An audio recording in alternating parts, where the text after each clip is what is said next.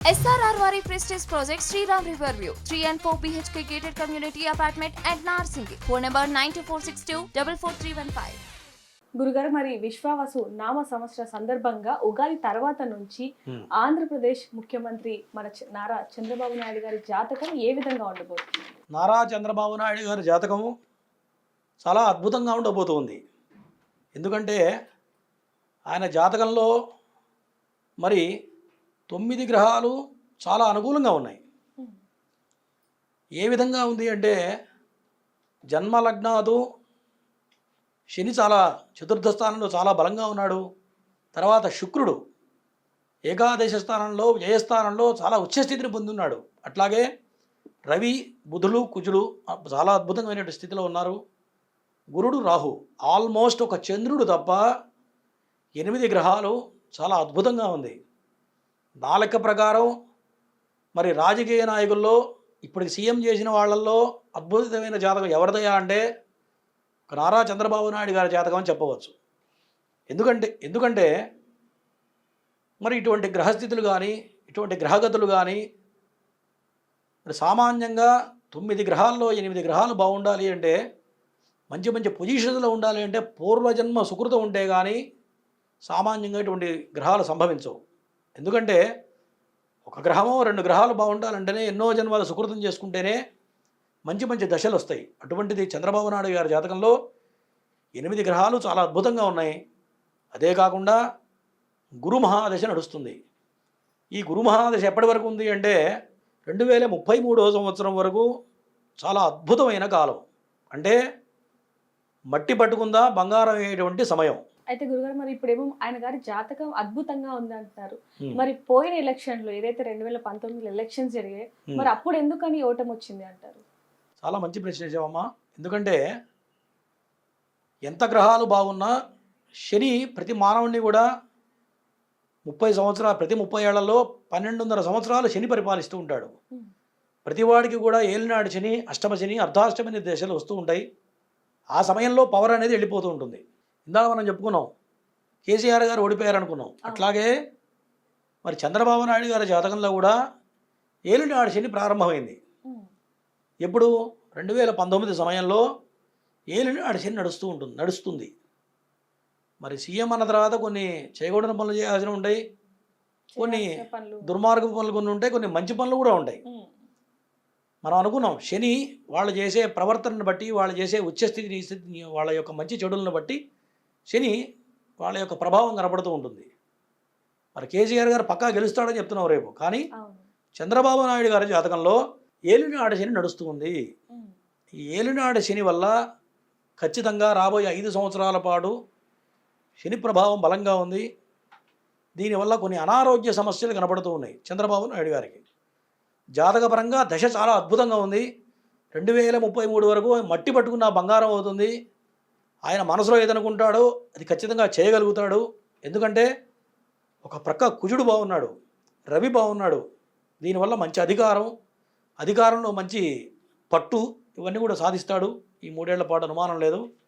కానీ నెక్స్ట్ ఎలక్షన్కి వచ్చేటప్పటికి శని ప్రభావం కొంత బలంగా కనపడుతూ ఉంది. ఈ శని ప్రభావం బలంగా కనపడటం వల్ల కొన్ని అనారోగ్య సమస్యలు కానీ ప్రాణం మీదకి హెల్త్ పరంగా కొంత ప్రాణాంతకం అయ్యే అవకాశాలు కనపడుతూ ఉన్నాయి. ఆ విషయంలో కనుక కొంత జాగ్రత్త అవసరం. మరి ఆ శని సమయంలో ఆ శని యొక్క బాధ తప్పించుకోగలిగితే మళ్ళీ 2033 దాకా తిరుగులేదు. అంటే 33 వరకు బాగుందని చెప్పుకుంటున్నాం. కానీ ఈ మధ్యలో ఏలినాటి శని ప్రభావం ఏదైతే ఉందో దానివల్ల కొన్ని ఇబ్బందులు జరుగుతూ ఉన్నాయి. దాంతోపాటు జన్మ నక్షత్ర రీత్యా కూడా అష్టమశని నడుస్తూ ఉంది. అష్టమశని ఎప్పటిదాకా ఉందంటే 2027 డిసెంబర్ వరకు చంద్రబాబు నాయుడు గారికి అష్టమశని ప్రభావం నడుస్తూ ఉంది. అష్టమశనిలో ఖచ్చితంగా ప్రాణం మీదకి తీసుకువస్తాడు శని, అందుకే అనుమానం లేదు. అంటే శని ప్రభావం వల్ల కొన్ని ప్రమాదాలు జరిగే విధంగా కనపడుతూ ఉంది. 2027 డిసెంబర్ కనుక దాటితే చంద్రబాబు నాయుడు గారికి మరి మనిషి అనేవాడు తిరుగు లేకుండా పరిపాలించగలుగుతాడు. ఎటువంటి ప్రమాదం జరిగినా ఈ 2027 లోపలే జరిగే అవకాశాలు ఉన్నాయి. కాబట్టి ఈ విషయంలో జాగ్రత్తగా ఉండాలి. ఏది ఏమైనా ఎన్ని పూజలు చేసినా వాళ్ళు చేసిన పాపకర్మాలను బట్టి వాళ్ళు చేసిన మంచి పనులను బట్టే ఈ శని ప్రభావం ఉంటుంది తప్ప చేయాల్సిన పనులు చేసి చేయకూడని పనులు చేసి కనుక పూజలు చేస్తే ఫలితాలు రావు. నువ్వు చేసినా, నేను చేసినా, కేసీఆర్ గారు చేసినా, ఎవరు చేసినా, జగన్ చేసినా, ఎవరు చేసినా సరే మరి వాళ్ళ యొక్క పురాకృత కర్మను బట్టి, వాళ్ళు చేసిన మంచి చెడులను బట్టే శని భగవానుడి ప్రభావం ఉంటుంది. దాంట్లో అనుమానం లేదు. ఎందుకంటే ఎంతోమందిని చూసాం. కాబట్టి శని ప్రభావం చాలా బలంగా ఉంది. ఈ శని ఖచ్చితంగా ఇబ్బంది పెట్టే అవకాశాలు కనపడుతున్నాయి.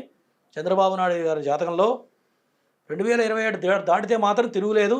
కానీ ఈ సమయం తప్పుకోవడం అనేది చాలా కష్టకాలం. మరి దాన్ని భగవంతుడే నిర్ణయించాలి తప్ప మానవ మాత్రుడు అనేవాడు ఎవడు కూడా దీన్ని నిర్ణయించలేడు. అందులో అనుమానం లేదు.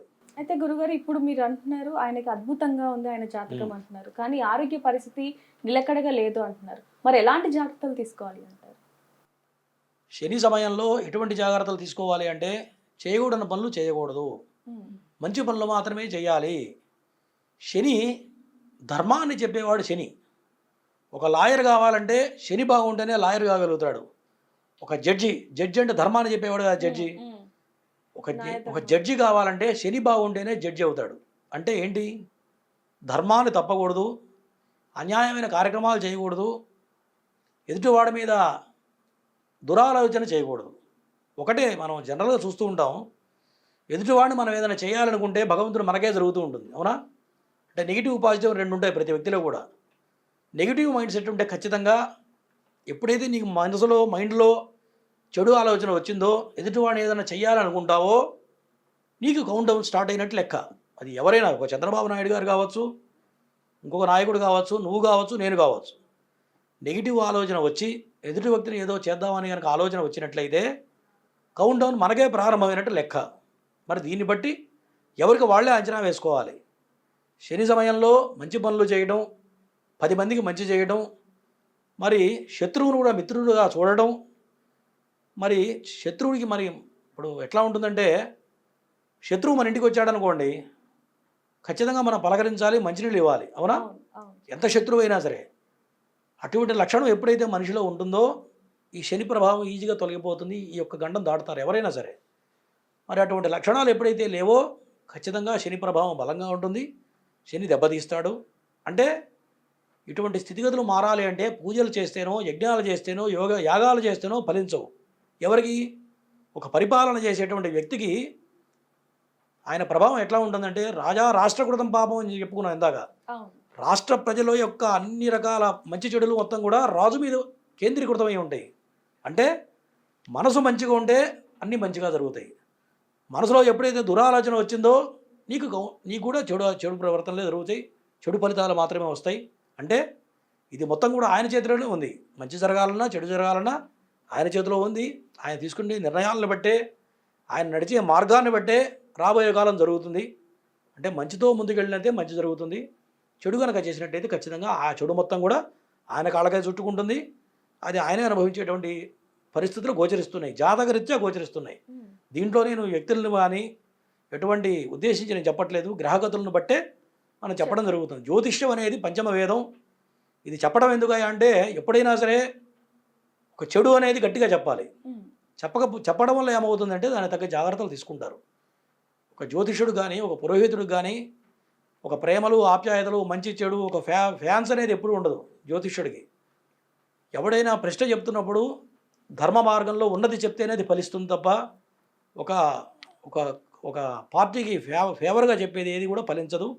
నేను ఇటువంటి ప్రయత్నాలు ఎప్పుడూ చేయను. ఉన్నది యథార్థంగా చెప్తున్నా.